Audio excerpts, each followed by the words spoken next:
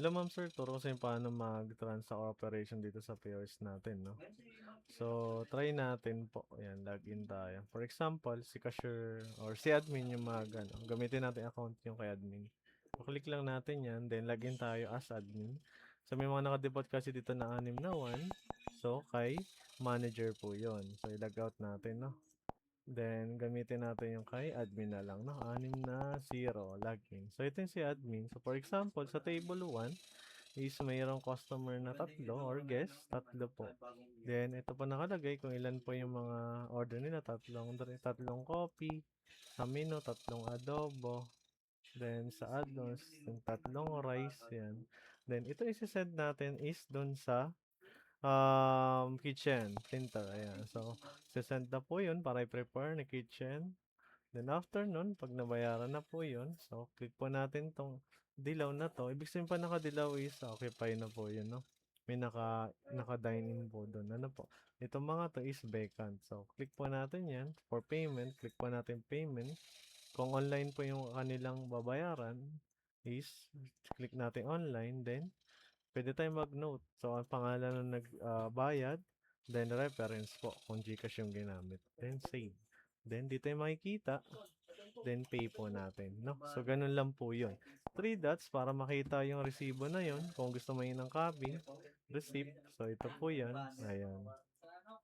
Nakalagay po dito note bond, yung reference number para sa GCash. Pwede na lagay dyan yung pangalan, then yung kung anong payment method na ginamit. Pero naman, depende po sa inyo. Pwede rin tayong gumawa, no?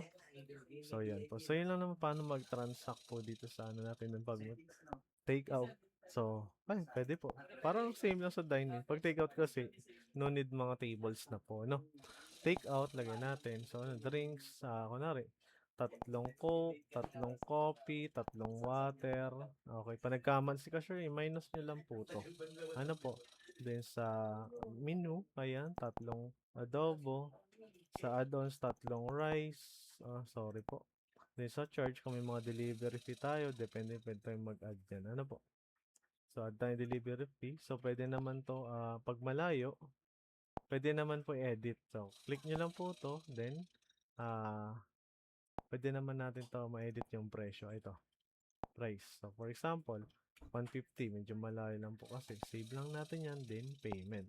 Then, ano yung payment po nun? So, syempre, magka-cash po sila. Automatic naman po yun. Pwede naman delivery, no? Cash na lang. Then, exact amount. Then, pay po natin.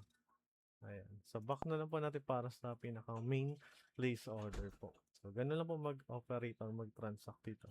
And after, no, tapos na yung duty. So, pwede na tayo dito end of the day or end of shift nila, no? So, 3 dots, then perform end of the day po tayo, no? Yan. Check natin yun. Settings. Para makita nyo rin po kung paano po nag-operate po ito.